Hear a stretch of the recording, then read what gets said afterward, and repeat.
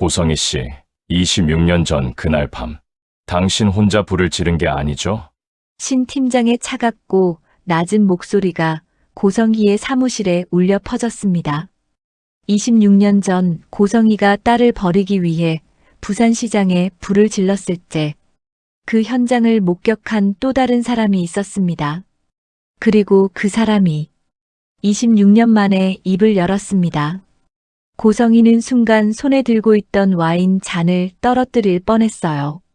그녀는 천천히 고개를 돌려 신 팀장을 쳐다봤습니다. 무슨 소리를 하는 거야? 고성희의 목소리는 평소처럼 차갑고 권위적이었지만 신 팀장은 그녀의 눈동자가 미세하게 흔들리는 걸 놓치지 않았어요. 26년이 지났는데도 기억하시죠? 부산시장 창고에 기름을 뿌렸던 그날 밤. 그런데 말이죠. 이 사장님, 그날 현장을 목격한 사람이 또 한 명 있었다는 거 잊으셨나요? 신 팀장은 소파에 편하게 앉으며 다리를 꼬았습니다. 그의 얼굴에는 묘한 미소가 걸려 있었어요. 고성희는 와인 잔을 테이블에 내려놓고 신 팀장을 노려봤습니다. 당신이 무슨 말을 하려는 건지 모르겠는데 조심해서 말하는 게 좋을 거야. 조심하라고요? 이 사장님, 26년 동안 조심하며 살아온 건 저예요. 당신 밑에서 충견처럼 일하면서 그날 밤의 비밀을 가슴에 묻고 살았잖아요. 고성희의 얼굴이 창백해졌습니다. 신 팀장은 계속 말을 이었어요. 제가 그날 밤 창고 근처에서 담배를 피우고 있었던 거 기억하세요? 이 사장님이 기름통을 들고 들어가는 모습을 똑똑히 봤어요. 그리고 불이 났을 때 이 사장님이 한우집만 안고 나오는 것도요. 고성희는 신 팀장을 향해 한 걸음 다가섰습니다. 그녀의 눈빛은 차갑게 식어 있었어요. 그래서 26년이 지난 지금 그 이야기를 꺼내는 이유가 뭐야? 신 팀장은 여유롭게 웃으며 서류 봉투를 꺼냈습니다. 간단해요. 돈이 필요하거든요. 한우진 씨 간이식 수술 비용으로 얼마나 준비하셨어요? 10억, 20억. 저는 그 정도면 충분할 것 같은데요. 날 협박하는 거야? 협박이라니요. 거래를 제안하는 거죠. 26년 동안 이 사장님 옆에서 충성스럽게 일한 제게 주는 퇴직금이라고 생각하시면 돼요. 고성희는 신 팀장을 노려보며 말했습니다. 당신도 공범이야. 당신이 그 사실을 경찰에 말한다면 당신도 방조제로 처벌받게 될 거야. 그래서 조심스럽게 말씀드리는 거잖아요. 돈만 주시면 저는 입을 다물겠습니다. 평생 비밀로 해드릴게요.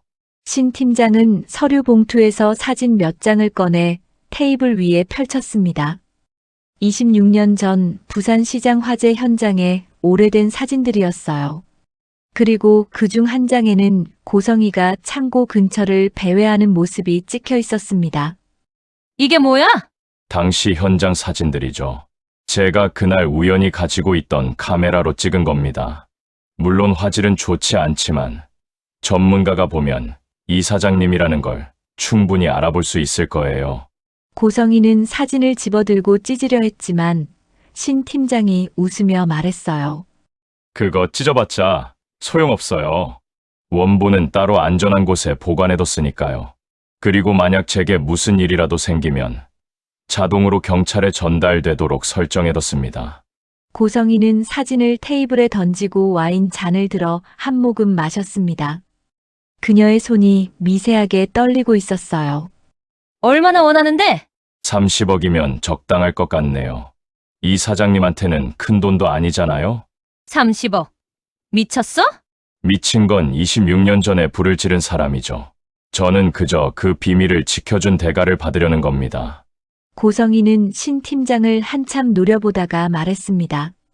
일주일 후에 줄게. 일주일 안에 준비해 놓을 테니까 그때까지 입 다물고 있어. 물론이죠. 저는 이 사장님을 믿습니다. 26년 동안 함께 일한 사이인데 배신은 안 하시겠죠? 신 팀장은 여유롭게 일어나 사무실 문을 향해 걸어갔습니다. 문을 나서기 직전 그는 뒤돌아보며 덧붙였어요. 아, 그리고 이 사장님. 지은호 씨가 정말 이 사장님 딸이 맞나요? DNA 검사 결과가 100% 확실한 건가요? 혹시 조작한 거 아니에요?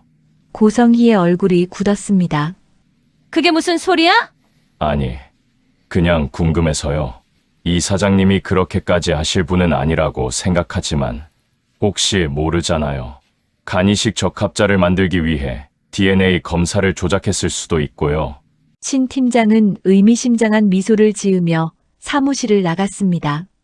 고성희는 혼자 남아 와인 잔을 집어 던졌어요. 와인 잔이 벽에 부딪혀 산산조각 났습니다. 과거의 공범이 협박자가 되고 진실은 점점 더 깊은 어둠 속으로 빠지고 26년 동안 숨겨왔던 진실이 한 남자의 입을 통해 드러나는 충격적인 이야기를 시작하겠습니다. 다음 날 아침 지은호는 병원에서 간이식 적합 검사 결과를 받았습니다. 의사는 지은호에게 미소를 지으며 말했어요. 축하드립니다. 검사 결과 완벽하게 적합하시네요. 한우진 환자분과 거의 100% 일치합니다. 정말요? 지은호는 복잡한 표정을 지었습니다. 한편으로는 오빠를 살릴 수 있다는 안도감이 들었지만 다른 한편으로는 이 지역의 말이 계속 머릿속을 맴돌았거든요. 우연치고는 너무 완벽하지 않냐? 병원을 나온 지은호는 이 지역에게 전화를 걸었습니다. 선배, 검사 결과 나왔어요. 제가 적합하대요. 네. 이 지역의 목소리는 무거웠습니다. 은호야, 지금 어디야? 내가 갈게. 병원 앞이에요. 30분 후 이지혁이 차를 몰고 나타났습니다. 그는 지은호를 차에 태우고 한적한 공원으로 향했어요. 선배, 저 어떻게 해야 할까요? 지은호는 벤치에 앉아 이지혁을 올려다봤습니다. 이지혁은 잠시 망설이다가 입을 열었어요. 은호야, 내가 조사를 좀 했어. 고성희 이사장에 대해서. 조사요? 응. 너무 이상한 점이 많아서. 그런데 말이야. 더 이상한 걸 발견했어. 이지혁은 태블릿을 꺼내 지은호에게 보여줬습니다. 화면에는 26년 전 부산시장 화재 관련 뉴스 기사들이 떠 있었어요. 이거 봐. 당시 화재 원인이 원인 미상으로 결론 났는데 소방조사 기록을 보면 여러 곳에서 석유 성분이 검출됐대. 그리고 목격자 진술도 있어. 화재 나기 1시간 전에 젊은 여자가 창고 쪽으로 가는 걸 봤다고. 지은호는 화면을 보며 점점 얼굴이 굳어갔습니다. 설마, 그게 이 사장님이라는 거예요? 확실하진 않아. 하지만 정황상 의심스러운 점이 너무 많아. 그리고 더 이상한 건 이지혁은 다른 화면을 보여줬습니다. 고성희 이사장의 과거 행적을 추적해봤는데 화재 직후 갑자기 박진석 회장을 만났어. 그리고 몇 달 후에 재혼했지. 너무 빠른 전개 아니야? 지은호는 이지혁의 말을 듣고 혼란스러워했습니다. 그럼, 이 사장님이 일부러 불을 지른 거라는 말씀이세요? 나도 확실하진 않아. 하지만 가능성은 있어. 그리고 은호야, 한 가지 더 조사해봐야 할 게 있어. 뭔데요? DNA 검사 결과. 혹시 조작됐을 가능성은 없을까? 지은호는 이지혁을 놀란 눈으로 쳐다봤습니다. 조작이요? 그런 게 가능해요? 가능하지. 돈만 있으면 뭐든 할 수 있는 세상이잖아. 특히 재벌이라면 더더욱. 지은호는 고개를 저었습니다. 아니에요, 선배. 그건 너무 심한 것 같아요. 아무리 그래도 DNA 검사까지 조작할까요? 은호야, 너무 순진하게 생각하지 마. 고성희 이사장은 우리가 생각하는 것보다 훨씬 더 무서운 사람일 수도 있어. 그날 저녁 고성희는 한우진이 있는 요양원을 찾아갔습니다. 한우진은 침대에 누워 책을 읽고 있었어요. 우진아, 엄마 왔어. 엄마, 무슨 일이세요? 얼굴이 안 좋아 보이는데. 한우진은 어머니의 표정을 보고 걱정스러워했습니다. 고성희는 아들의 손을 잡고 앉았어요. 우진아, 좋은 소식이 있어. 은호가 간이식 적합 검사를 받았는데 완벽하게 일치한대. 정말요? 한우진은 놀라면서도 복잡한 표정을 지었습니다. 근데 엄마, 제가 계속 생각해 봤는데요. 은호 동생한테 이렇게 부담을 주는 게 맞나요? 은호는 26년 동안 엄마 없이 자랐잖아요. 그런데 이제 와서 간이식 해달라고 하는 게. 우진아, 무슨 소리야. 은호는 내 쌍둥이 동생이야. 가족끼리 돕는 게 당연한 거지. 정말요? 하지만 동생 입장에서는 엄마가 낯선 사람이잖아요. 그리고 저도 동생을 한 번도 만난 적이 없는데. 고성이는 한우진의 손을 꽉 잡았습니다. 우진아, 엄마 말 좀 들어봐. 내가 지금 죽어가고 있어. 간이식을 받지 못하면 몇 달 안에 죽을 수도 있대. 엄마가 그걸 어떻게 가만히 보고 있어? 엄마. 그리고 은호도 동의했어. 검사를 받겠다고 했고 결과도 좋게 나왔잖아. 이제 수술 날짜만 정하면 돼. 한우진은 침대에서 일어나 앉았습니다. 엄마, 제가 은호를 만나보고 싶어요. 수술하기 전에 꼭 만나고 싶어요. 물론이지. 엄마가 곧 은호를 데려올게. 너희가 만나서 이야기를 나눠봐. 고성이는 한우진의 등을 토닥이며 미소를 지었습니다. 하지만 그녀의 눈빛은 차갑게 가라앉아 있었어요. 며칠 후 신 팀장은 고성이를 다시 찾아왔습니다. 이번에는 회사 본사 주차장에서였어요. 이사장님, 돈은 준비하셨어요? 아직이야. 30억을 일주일 만에 마련하는 게 쉬운 줄 아니? 신 팀장은 비웃음을 터뜨렸습니다. 이사장님, 농담하시는 거죠? 이사장님 남편이 재벌인데 30억도 못 구해요? 지금 회사 자금 사정이 좋지 않아. 그리고 큰 돈을 빼내면 감사해서 문제가 생길 수 있어. 그건 이사장님 문제고요. 저는 일주일 후면 돈을 받아야겠어요. 아니면 신 팀장은 휴대폰을 꺼내 사진을 보여줬습니다. 26년 전 화재 현장 사진이었어요. 이게 언론에 흘러가겠죠. 그리고 경찰에도 익명 제보가 들어갈 거고요. 고성이는 신 팀장의 휴대폰을 낚아채려 했지만 신 팀장이 재빨리 피했습니다. 이사장님, 폭력은 안 되죠. 그러다 제가 다치기라도 하면 모든 증거가 자동으로 공개되는 거 아시죠? 당신, 정말 죽고 싶어? 고성희의 목소리는 위협적이었습니다. 하지만 신 팀장은 전혀 겁먹지 않았어요. 협박하시는 거예요? 좋아요. 그럼 제가 한 가지 더 알려드릴까요? 신 팀장은 고성희에게 한 걸음 다가서며 속삭였습니다. 사실 저는 지은호 씨가 정말 이사장님 딸인지 의심하고 있어요. DNA 검사 결과를 조작했을 가능성도 배제할 수 없죠. 만약 제가 이 의혹을 제기하면 어떻게 될까요? 고성희의 얼굴이 창백해졌습니다.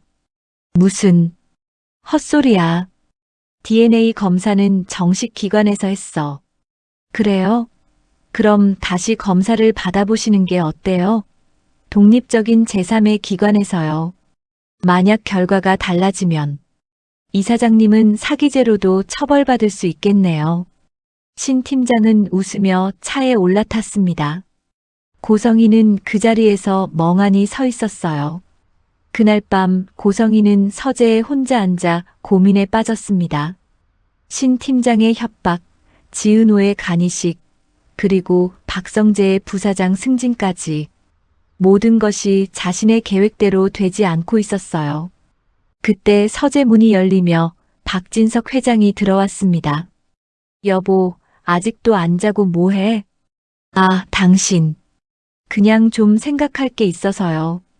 박진석은 고성희 옆에 앉았습니다. 혹시 지은호 때문이야? 고성희는 놀라 박진석을 쳐다봤습니다. 내가 다 알아. 지은호가 내 친딸이라는 거. 그리고 한우진 간이식 때문에 찾았다는 것도. 언제부터 알고 있었어요? 처음부터.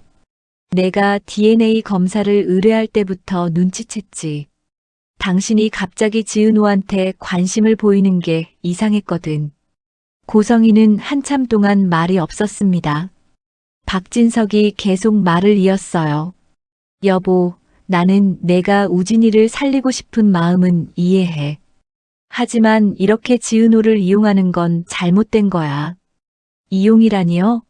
나는 내 딸을 찾은 거야. 26년 동안 찾지 않다가 갑자기 찾은 거잖아. 그것도 아들 간이식이 필요해서. 은호가 그걸 모를 것 같아? 고성이는 고개를 숙였습니다. 박진석은 아내의 어깨를 토닥이며 말했어요. 여보, 솔직하게 은호한테 말해. 내가 왜 26년 동안 찾지 않았는지, 그리고 지금 왜 찾았는지. 그래야 은호도 진심으로 너를 받아들일 수 있어. 그럴 수 없어요. 만약 은호가 진실을 알면 절대 간이식을 해주지 않을 거예요. 그럼 그게 은호의 선택이지. 우리가 강요할 수는 없어. 박진석은 자리에서 일어나 서재를 나갔습니다. 고성이는 혼자 남아 눈물을 흘렸어요. 다음 날 지은호는 고성희의 연락을 받고 요양원으로 향했습니다. 한우진을 만나기로 한 날이었거든요. 요양원에 도착한 지은호는 긴장된 마음으로 한우진의 병실 문을 열었습니다. 침대에 누워있던 한우진이 고개를 돌려 지은호를 보았어요. 두 사람은 서로를 한참 동안 바라봤습니다. 묘한 친근감과 익숙함이 느껴졌어요. 마치 오래전부터 알고 지낸 사람을 만난 것 같은 느낌이었죠. 안녕하세요. 저는 지은호예요. 안녕하세요. 한우진입니다. 한우진은 침대에서 일어나 앉으려 했지만 몸이 너무 약해서 그대로 누워 있었습니다. 지은호는 재빨리 다가가 한우진을 도와줬어요. 괜찮으세요? 네, 감사합니다. 그냥 요즘 몸이 좀 안 좋아서요. 지은호는 한우진 옆 의자에 앉았습니다. 한우진은 지은호를 보며 미소를 지었어요.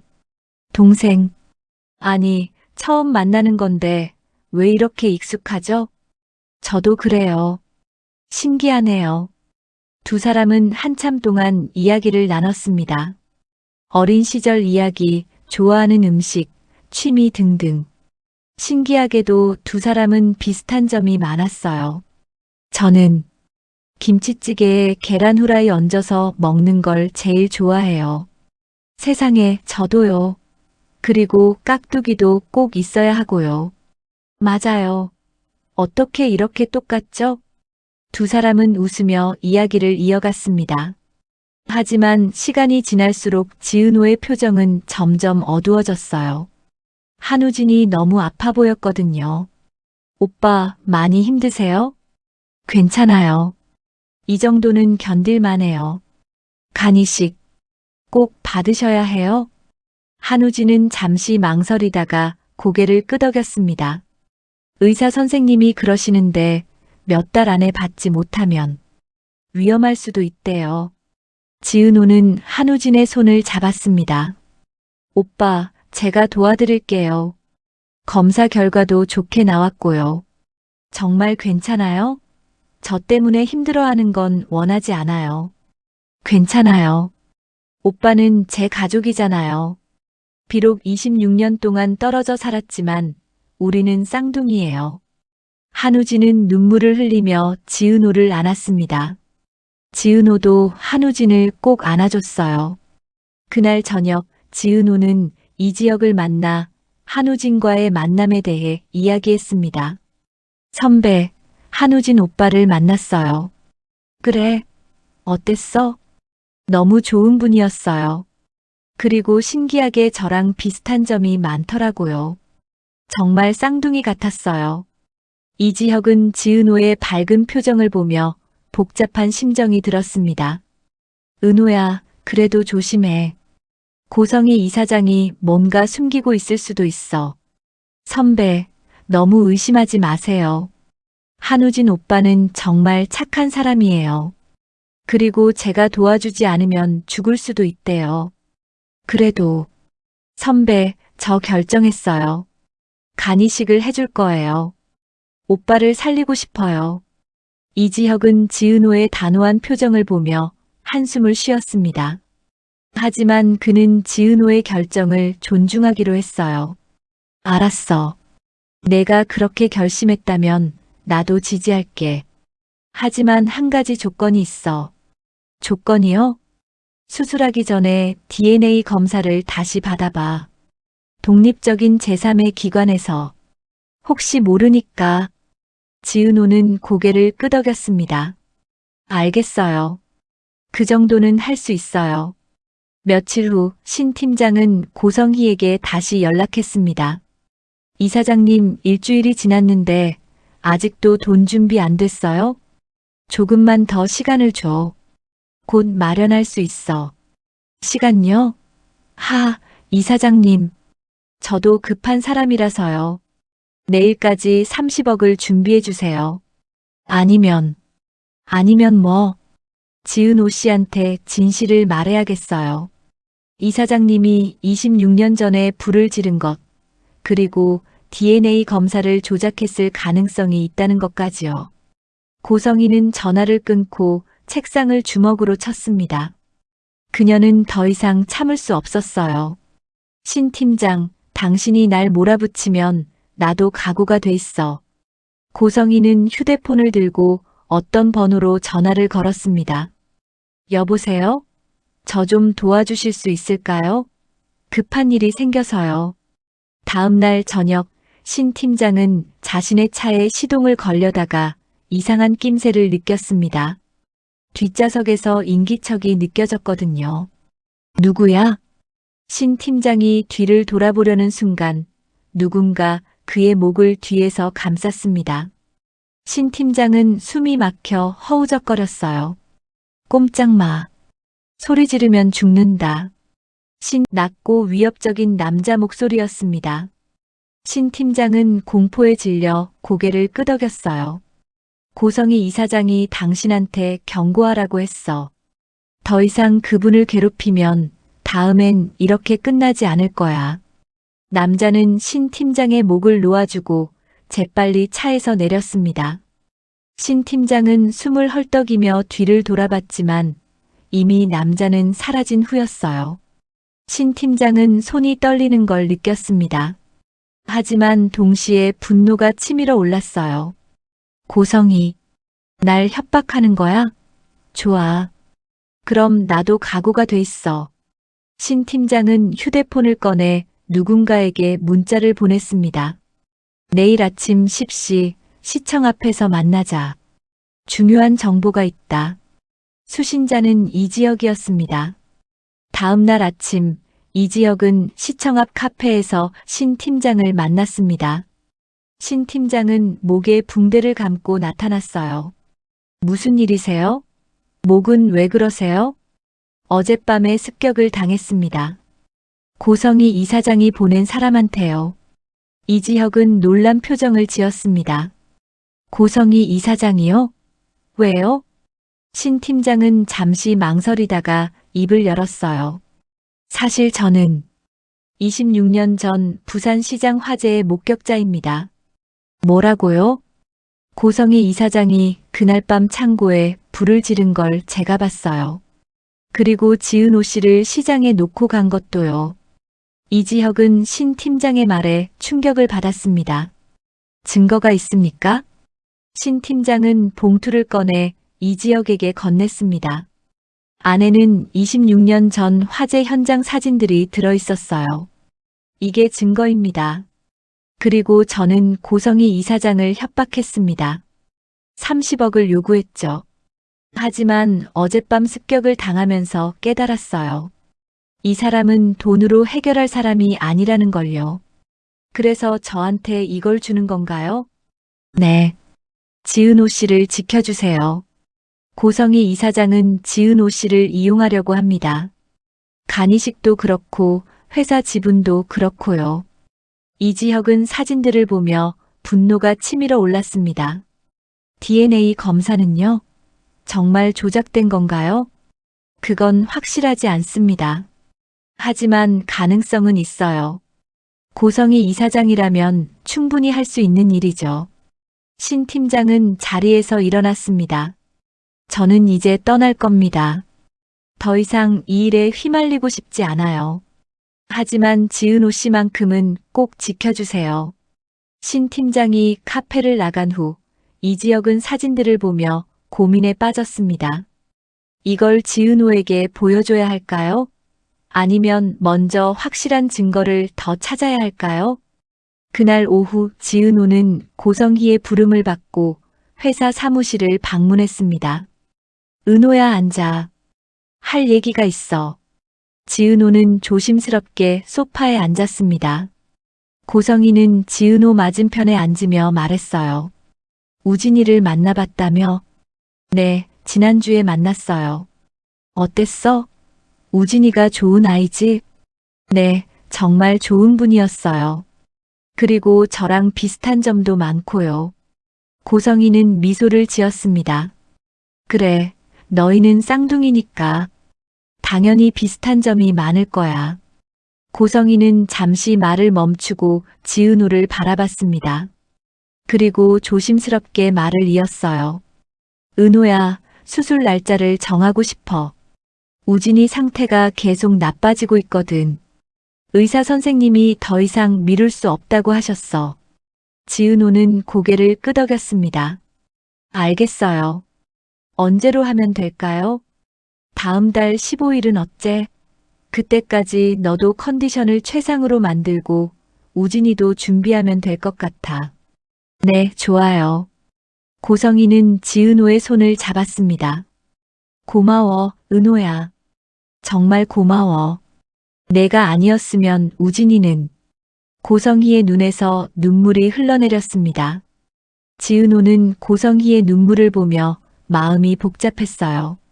한편으로는 이 사람이 정말 자신의 엄마라는 게 믿기지 않았고, 다른 한편으로는 이지혁의 의심이 계속 머릿속을 맴돌았거든요.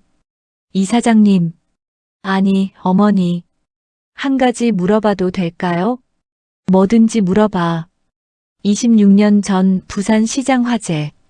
그때 정말 어떤 일이 있었던 거예요? 고성희의 표정이 순간 굳었습니다. 하지만 곧 슬픈 표정을 지으며 대답했어요. 그날은 내 인생에서 가장 끔찍한 날이었어. 너를 잃어버린 날이니까. 하지만 이상한 점이 많아요. 제가 발견된 위치도 그렇고 화재 원인도 그렇고. 은호야, 무슨 소리를 하는 거니? 누가 그런 말을 한 거야? 지은호는 고성희의 날카로운 반응에 놀랐습니다. 고성희는 재빨리 표정을 바꾸며 말했어요. 미안해, 은호야. 엄마가 너무 예민하게 반응했네. 그날 일을 떠올리면 아직도 너무 괴로워서 그래. 괜찮아요. 제가 잘못 물어봤어요. 고성희는 지은호를 꼭 안았습니다. 은호야, 엄마는 정말 너를 사랑해. 26년 동안 너를 찾지 못한 게 너무 후회돼. 하지만 이제 너를 찾았으니까 앞으로는 잘해줄게. 지은호는 고성희의 품에서 묘한 위화감을 느꼈습니다. 뭔가 진심이 아닌 것 같은 연기 같은 느낌이었어요. 그날 밤 이지혁은 지은호를 만나 신 팀장에게서 받은 사진들을 보여줬습니다. 은호야, 이거 좀 봐. 지은호는 사진들을 보며 점점 얼굴이 굳어갔습니다. 이게 뭐예요? 26년 전 부산시장 화재 현장 사진이야. 그리고 이 사진 속 여자가 고성희 이사장님? 그럴 가능성이 높아. 신 팀장이라는 사람이 나한테 줬어. 그 사람이 당시 목격자래. 지은호는 사진을 보며 손이 떨렸습니다. 설마 이사장님이 일부러 불을 지른 건 아니겠죠? 나도 확실하진 않아. 하지만 의심스러운 점이 너무 많아. 그리고 은호야, DNA 검사도 다시 받아봐야 할 것 같아. 왜요? 신 팀장이 그러는데 고성희 이사장이 DNA 검사를 조작했을 가능성도 있대. 간이식 적합자를 만들기 위해서. 지은호는 충격을 받았습니다. 그럴 리 없어요. 그건 너무 심한 거 아니에요? 은호야, 나도 믿고 싶지 않아. 하지만 만약 정말 조작된 거라면 넌 전혀 관계없는 사람한테 간을 내주는 거야. 지은호는 고개를 숙였습니다. 이지혁의 말이 맞을 수도 있었어요. 하지만 한편으로는 한우진을 만났을 때 느꼈던 그 친근감이 진짜였다고 믿고 싶었죠. 선배, 제가 DNA 검사를 다시 받아볼게요. 그래야 확실하니까. 그래, 그게 좋겠어. 내가 믿을 만한 병원을 알아볼게. 며칠 후 지은호는 이지혁이 알아본 독립적인 유전자 검사 기관에서 DNA 검사를 다시 받았습니다. 결과는 일주일 후에 나온다고 했어요. 그 일주일 동안 지은호는 불안과 초조함 속에서 지냈습니다.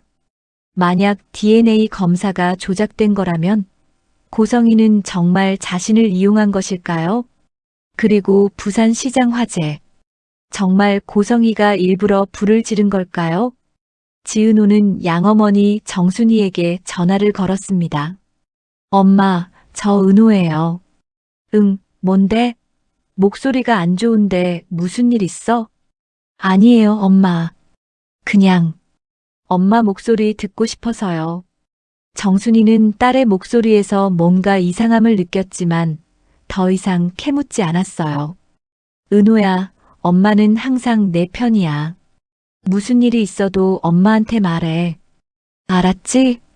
네, 엄마. 사랑해요.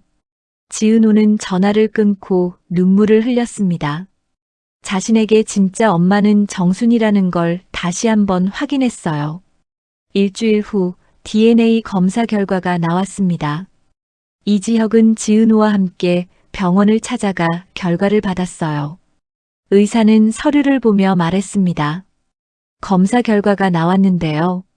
놀라운 결과입니다. 어떤데요? 지은호는 긴장한 표정으로 물었습니다. 의사는 서류를 지은호에게 건네며 말했어요. 지은호 씨와 고성희 씨는 모녀 관계가 맞습니다. 99.9% 일치합니다. 지은호는 안도의 한숨을 쉬었습니다. 그럼 DNA 검사는 조작된 게 아니었던 거예요. 그런데 한 가지 더 확인된 게 있습니다. 뭔데요? 한우진 씨와 지은호 씨의 DNA도 비교해 봤는데요. 두 분은 쌍둥이가 맞습니다. 그것도 일란성 쌍둥이예요. 지은호는 그 말을 듣고 눈물이 났습니다. 한우진은 정말 자신의 쌍둥이 오빠였던 거예요. 그때 느꼈던 친근감은 진짜였던 거죠. 그럼 저는 정말 고성희 이사장님의 딸이고 한우진 오빠의 쌍둥이 동생이 맞는 거네요? 네, 확실합니다. 이지혁은 지은호의 어깨를 토닥였습니다. 은호야, 미안해. 내가 너무 의심했나 봐. 아니에요, 선배.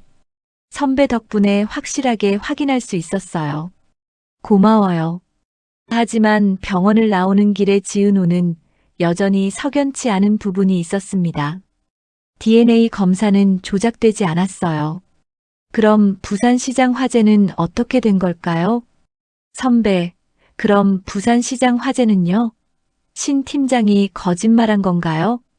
그건 아직 모르겠어. 사진은 진짜인 것 같았는데.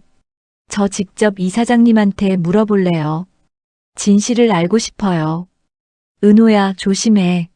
만약 정말 고성희 이사장이 불을 지른 거라면 위험할 수도 있어. 괜찮아요. 저는 진실을 알아야 해요. 그래야 마음 편하게 오빠 수술을 도와줄 수 있을 것 같아요. 지은호는 결심한 표정으로 이지혁을 쳐다봤습니다. 이지혁은 지은호의 단호한 눈빛을 보며 고개를 끄덕였어요. 알았어. 내가 같이 갈게. 아니에요, 선배. 이건 제가 혼자 해결해야 할 일이에요. 그날 저녁 지은호는 고성희를 만나러 그녀의 집으로 찾아갔습니다. 고성희는 지은호를 반갑게 맞이했어요. 은호야, 무슨 일이야? 갑자기 찾아오다니. 이사장님, 나니. 어머니. 제가 물어볼 게 있어요. 지은호는 가방에서 신 팀장이 이지혁에게 준 사진들을 꺼냈습니다. 고성희의 얼굴이 순간 굳었어요. 이게 뭐니? 26년 전 부산시장 화재 현장 사진이에요. 그리고 이 사진 속 여자가 어머니죠? 고성희는 사진을 집어들고 찬찬히 살펴봤습니다. 그녀의 손이 미세하게 떨리고 있었어요. 이걸 어디서 구한 거야? 그건 중요하지 않아요. 중요한 건 이게 진짜냐는 거예요. 어머니가 정말 그날 밤 창고에 불을 지른 거예요? 고성희는 한참 동안 침묵했습니다. 그리고 마침내 입을 열었어요. 은호야, 앉아. 엄마가 할 얘기가 있어. 지은호는 조심스럽게 소파에 앉았습니다. 고성희는 와인 한 잔을 따라 마신 후 말을 시작했어요. 26년 전 엄마는 정말 힘든 시기를 보내고 있었어. 남편은 죽었고 빚쟁이들은 날 쫓아다녔지. 그때 쌍둥이인 너와 우진이를 안고 도망치듯 살았어. 그러다가 박진석 회장을 만났어. 그는 나한테 일할 기회를 줬지. 하지만 조건이 있었어. 아이가 있다는 사실을 숨겨야 한다는 거였어. 지은호는 고성희의 말을 듣고 있었습니다. 고성희는 계속 말을 이었어요. 엄마는 고민했어. 두 아이를 다 데리고 갈 수 없었거든. 그래서 선택을 해야 했어. 그래서 저를 버린 거예요? 고성희는 고개를 숙였습니다. 미안해, 은호야. 엄마가 정말 미안해. 하지만 그냥 버릴 수는 없었어. 나중에 누군가 추적할 수도 있었으니까. 그래서 불을 지른 거예요? 고성희는 눈물을 흘리며 고개를 끄덕였습니다. 맞아. 엄마가 불을 질렀어. 너를 사고로 잃어버린 것처럼 만들기 위해서. 그렇게 하면 아무도 의심하지 않을 거라고 생각했어. 지은호는 충격을 받았습니다. 설마 정말로 고성희가 불을 지른 거였다니. 그럼 그 화재로 다친 사람들은요? 죽은 사람도 있었잖아요. 나도 알아. 그게 얼마나 끔찍한 짓인지. 26년 동안 하루도 편하게 잔 적이 없어. 매일 밤 악몽을 꿨어. 지은호는 자리에서 벌떡 일어났습니다. 그런데 이제 와서 저한테 엄마라고 부르라고 하세요? 제 간을 내놓으라고요? 은호야, 제발. 어머니는 26년 전에 저를 버렸어요. 그것도 방화를 저질러 가면서요. 그런데 이제 와서 아들 살리려고 저를 찾은 거잖아요. 저는 어머니한테 딸이 아니라 도구예요. 지은호의 목소리가 집안에 울려 퍼졌습니다. 고성희는 눈물을 흘리며 지은호에게 다가갔어요. 아니야, 은호야. 넌 내 딸이야. 정말 내 딸이고. 그만하세요. 지은호는 고성희를 밀쳐냈습니다. 저는 어머니의 딸이 아니에요. 제 엄마는 정순이 씨 한 분뿐이에요. 26년 동안 저를 사랑으로 키워주신 분이요. 지은호는 가방을 들고 현관으로 향했습니다. 하지만 문을 열기 직전 그녀는 뒤돌아봤어요. 하지만 한우진 오빠는 달라요. 오빠는 죄가 없어요. 그래서 저는 수술을 도와드릴 거예요. 어머니 때문이 아니라 오빠 때문에요. 그렇게 말하고 지은호는 집을 나섰습니다. 고성희는 그 자리에 주저앉아 흐느꼈어요. 집으로 돌아온 지은호는 정순이를 꼭 안았습니다. 엄마, 은호야, 무슨 일 있어? 왜 울어? 지은호는 정순이의 품에서 한참을 울었습니다. 그리고 모든 것을 털어놨어요. 고성희가 자신의 친엄마라는 것, 26년 전 부산시장에 불을 지른 것, 그리고 한우진의 간이식 때문에 자신을 찾은 것까지. 정순이는 지은호의 이야기를 듣고 분노했습니다. 그런 사람이 어떻게 엄마라고 할 수 있어. 은호야, 넌 그 여자를 도와줄 필요 없어. 하지만 엄마, 한우진 오빠는 죄가 없어요. 오빠도 피해자예요. 그래도 엄마, 제가 결정했어요. 오빠 수술을 도와드릴 거예요. 그게 제가 할 수 있는 마지막이에요. 그 후로는 고성희 이사장님과 연을 끊을 거예요. 정순이는 딸을 꼭 안아줬습니다. 알았어, 은호야. 내가 그렇게 결심했다면 엄마도 지지할게. 하지만 수술 후에는 정말 그 여자와 연을 끊어야 해. 알았지? 네, 엄마. 약속할게요. 다음 달 15일 수술날이 다가왔습니다. 지은호는 병원에 입원했고 한우진도 수술을 위해 준비하고 있었어요. 수술 전날 밤 한우진이 지은호의 병실을 찾아왔습니다. 은호야, 괜찮아? 응, 오빠. 괜찮아. 한우진은 지은호 옆에 앉았습니다. 정말 고마워. 너가 아니었으면 나는. 오빠, 그런 말 하지 마. 우리 가족이잖아. 한우진은 눈물을 흘렸습니다. 은호야, 엄마한테서 들었어. 26년 전 일을. 지은호는 놀라 한우진을 쳐다봤습니다. 오빠가 알고 있었어? 응. 엄마가 어제 다 말씀하셨어. 자기가 불을 질렀다는 것, 너를 버렸다는 것, 모든 걸. 그럼, 은호야 정말 미안해. 엄마가 나를 선택했기 때문에 너가 버려진 거잖아. 나 때문에 너가 26년 동안 고생한 거야. 지은호는 한우진의 손을 잡았습니다. 오빠 잘못 아니야. 오빠도 몰랐잖아. 그리고 오빠는 나한테 정말 좋은 사람이야. 그래서 내가 도와주는 거야. 두 사람은 한참 동안 손을 잡고 앉아 있었습니다. 26년 동안 떨어져 살았지만 이제는 진짜 남매가 된 것 같았어요. 다음 날 아침 수술이 시작됐습니다. 이지혁, 정순이, 박성재, 그리고 박진석 회장이 수술실 밖에서 기다리고 있었어요. 고성희도 왔지만 아무도 그녀에게 말을 걸지 않았습니다. 그녀는 구석에 혼자 앉아 기도하고 있었어요. 8시간 후 수술이 끝났습니다. 의사가 나와서 말했어요. 수술은 성공적이었습니다. 두 분 모두 잘 회복하실 겁니다. 사람들은 안도의 한숨을 쉬었습니다. 고성희는 그 자리에 주저앉아 눈물을 흘렸어요. 하지만 그 순간 병원 로비에 경찰들이 나타났습니다. 그들은 고성희에게 다가가 말했어요. 고성희 씨, 26년 전 부산시장 방화 사건으로 체포하겠습니다. 고성희는 놀라 경찰들을 쳐다봤습니다. 신 팀장이 결국 경찰에 신고한 거였어요. 잠깐, 우진이가. 내 아들이 지금 수술 받았어요.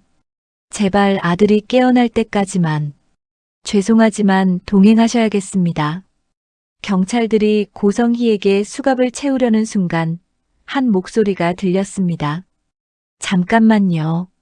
모두가 돌아보니 박진석 회장이 서 있었습니다. 제가 변호사를 선임하겠습니다. 그리고 보석금도 준비하겠습니다. 아들이 깨어날 때까지만 시간을 주시면 안 되겠습니까?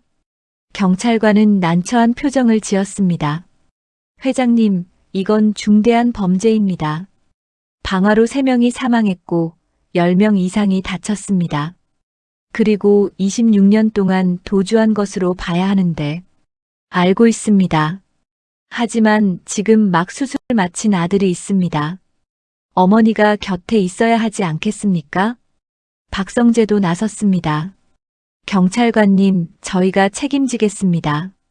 도주할 염려는 없습니다. 딱 하루만 시간을 주시면 안 될까요? 경찰관들은 서로 눈빛을 교환하더니 고개를 끄덕였어요. 알겠습니다. 24시간만 유예하겠습니다. 하지만 병원을 벗어나서는 안 됩니다. 그리고 경찰관 한 명이 상주하겠습니다. 감사합니다. 박진석은 고개를 숙여 인사했습니다. 고성희는 눈물을 흘리며 박진석을 쳐다봤어요. 당신, 왜 날 도와주는 거예요? 당신이 아무리 잘못했어도 우진이 엄마야. 아들이 깨어났을 때 엄마가 없으면 안 되잖아. 고성희는 박진석의 손을 잡고 흐느꼈습니다. 몇 시간 후 지은호가 먼저 깨어났습니다. 정순이와 이지혁이 병실에 있었어요. 은호야, 괜찮아? 엄마. 오빠는요? 수술 잘 끝났대. 곧 깨어날 거야. 지은호는 안도의 한숨을 쉬었습니다. 그때 병실 문이 열리며 박성재가 들어왔어요. 은호야, 괜찮아? 네, 괜찮아요. 박성재는 지은호의 손을 잡았습니다. 은호야, 너한테 할 말이 있어. 고성희 이사가 경찰에 체포됐어. 뭐라고요? 지은호는 놀라 일어나려 했지만 정순이가 말렸어요. 은호야, 움직이지 마. 아직 회복 중이야. 하지만 어머니가. 은호야. 박성재는 진지한 표정으로 말했습니다. 고성희 이사는 26년 전 방화제로 경찰에 신고됐어. 증거도 있고 본인도 자백했대. 이제 법의 심판을 받아야 해. 지은호는 복잡한 심정이었습니다. 고성희가 한 일은 분명 잘못된 거예요. 하지만 한편으로는 그녀도 당시 어쩔 수 없는 상황이었을 거라는 생각도 들었죠. 오빠는 알고 있어요? 한우진 씨? 아직 모를 거야. 아직 깨어나지 않았거든. 지은호는 한우진이 걱정됐습니다. 수술 후 깨어나자마자 어머니가 체포됐다는 소식을 들으면 얼마나 충격받을까요? 다음 날 아침 한우진이 깨어났습니다. 그의 첫 번째 질문은 당연히 지은호에 관한 것이었어요. 은호는 괜찮아요? 병실에는 박진석과 고성희가 있었습니다. 고성희는 아들의 손을 잡으며 말했어요. 괜찮아, 우진아. 은호도 수술 잘 끝났어. 너도 잘 견뎌줘서 고마워. 한우진은 안도의 표정을 지었습니다. 하지만 곧 어머니 옆에 서 있는 경찰관을 발견했어요. 저분은 누구세요? 고성희는 한우진의 손을 꽉 잡았습니다. 우진아, 엄마가 할 말이 있어. 엄마가 곧 떠나야 해. 한동안 우진이 곁에 있지 못할 거야. 한우진은 어머니의 눈빛을 보고 무언가 심각한 일이 벌어졌다는 걸 직감했습니다. 무슨 일이세요? 엄마, 어디 가시는 거예요? 고성희는 눈물을 흘리며 말했어요. 엄마가 26년 전에 큰 잘못을 저질렀어. 그 죗값을 치러야 해. 무슨? 박진석이 나섰습니다. 우진아, 너는 지금 회복에만 집중해. 나머지는 아빠가 다 처리할게. 한우진은 혼란스러웠지만 어머니가 울고 있는 모습을 보니 가슴이 아팠어요. 엄마, 저 때문인가요? 제 간이식 때문에. 아니야, 우진아. 이건 엄마가 오래전에 저지른 일이야. 너는 잘못이 없어. 고성희는 한우진을 꼭 안았습니다. 우진아, 엄마가 너를 너무 사랑해. 그리고 은호도. 너희 남매 잘 지내. 알았지? 엄마. 경찰관이 고성희에게 다가왔습니다. 이제 가셔야겠습니다. 고성희는 경찰관과 병실을 나섰습니다. 한우진은 어머니의 뒷모습을 보며 눈물을 흘렸어요. 며칠 후 지은호는 회복이 빠르게 진행되어 한우진의 병실을 방문할 수 있게 됐습니다. 한우진은 지은호를 보자 눈물을 흘렸어요. 은호야. 오빠, 괜찮아? 많이 아파? 괜찮아. 근데 엄마 일 들었어?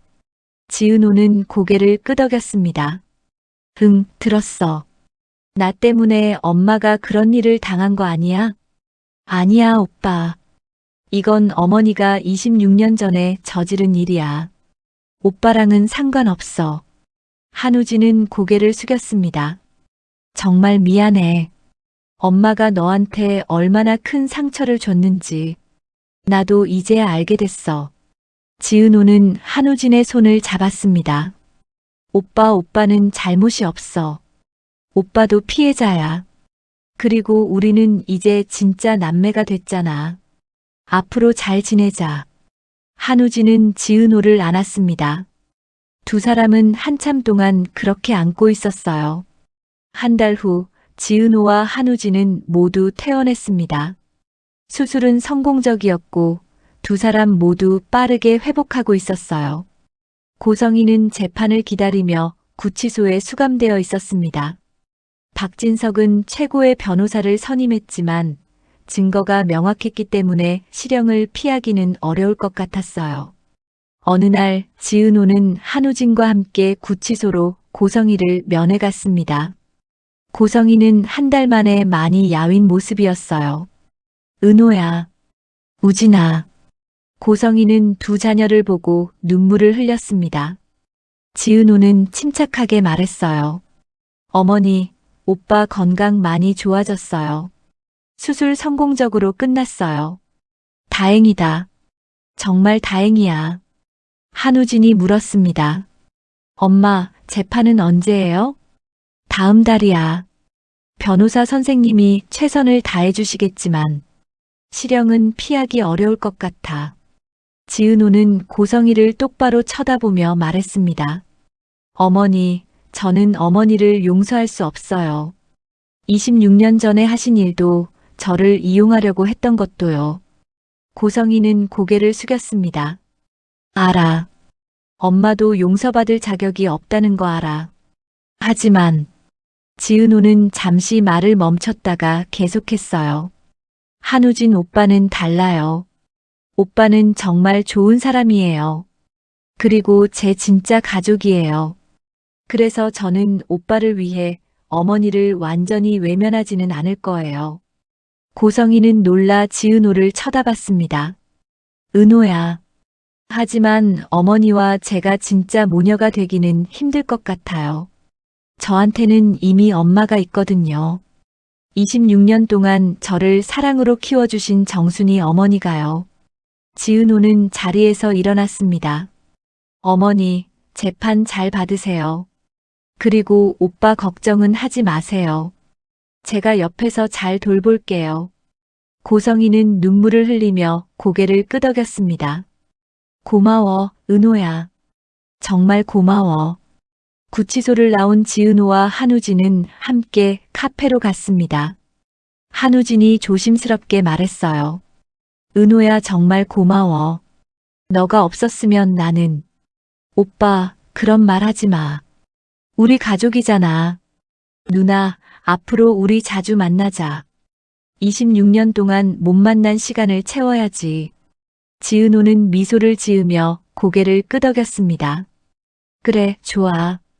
그리고 오빠, 우리 양엄마한테도 인사시켜줄게. 정순이 어머니.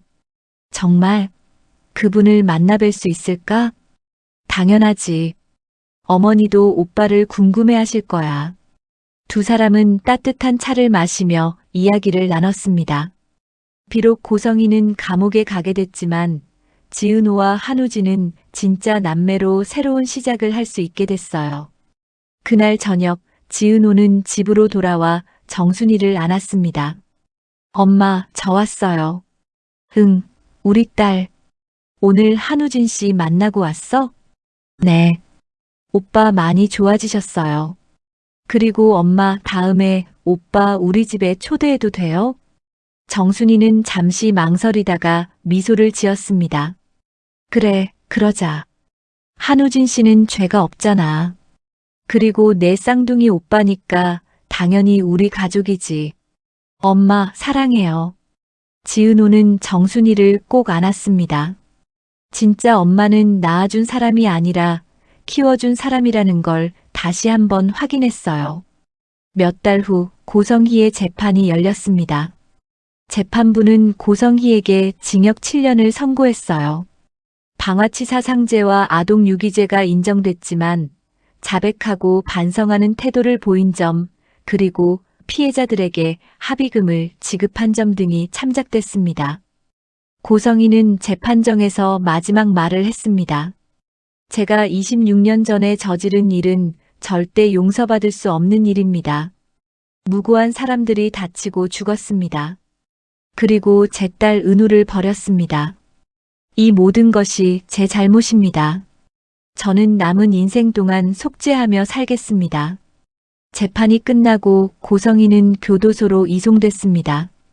한우진과 지은호는 교도소 앞에서 어머니를 배웅했어요. 엄마, 건강하세요. 저희가 자주 면회 올게요. 한우진이 말했습니다. 고성이는 두 자녀를 보며 눈물을 흘렸어요. 고마워, 우진아. 은호야. 너희가 있어서 엄마는 행복해. 시간이 흘러 1년 후 지은호와 한우진은 정말 가까운 남매가 됐습니다. 한우진은 건강을 되찾아 대학원에 복학했고 지은호는 자신의 사업을 계속 키워나가고 있었어요. 그리고 이지혁과 지은호는 연인 사이가 됐습니다. 이지혁은 그날 저녁 식사에서 지은호에게 정식으로 고백했고 지은호도 이지혁의 마음을 받아들였거든요. 어느 날 지은호, 한우진, 이지혁, 정순이, 그리고 박진석과 박성재가 함께 모여 식사를 했습니다. 이제는 진짜 가족 같은 분위기였어요. 은호야, 너 정말 행복해 보인다. 박성재가 말했습니다. 지은호는 미소를 지으며 대답했어요. 네, 오빠. 저 정말 행복해요. 한우진 오빠도 만났고, 이지혁 선배도 있고, 그리고 무엇보다 우리 엄마가 있잖아요. 지은호는 정순이를 바라보며 말했습니다. 정순이는 딸을 안으며 눈물을 흘렸어요. 엄마도 행복해, 은호야. 내가 행복하면 엄마도 행복해. 한우진이 말했습니다. 은호야, 다음 주에 엄마 면회 갈 건데 같이 갈래? 응, 물론이지. 같이 가자. 비록 고성이는 감옥에 있지만 지은호는 한 달에 한 번씩 한우진과 함께 면회를 가고 있었습니다. 완전히 용서할 수는 없었지만 그래도 한우진 때문에 관계를 완전히 끊지는 않기로 한 거였어요. 그날 밤 지은호는 이지혁과 함께 한강공원을 산책했습니다. 은호야, 행복해? 응, 정말 행복해. 선배 덕분이야. 이지혁은 지은호의 손을 잡았습니다. 은호야, 나는 처음부터 너를 믿었어. 내가 어떤 선택을 하든 존중하려고 했고. 고마워, 선배.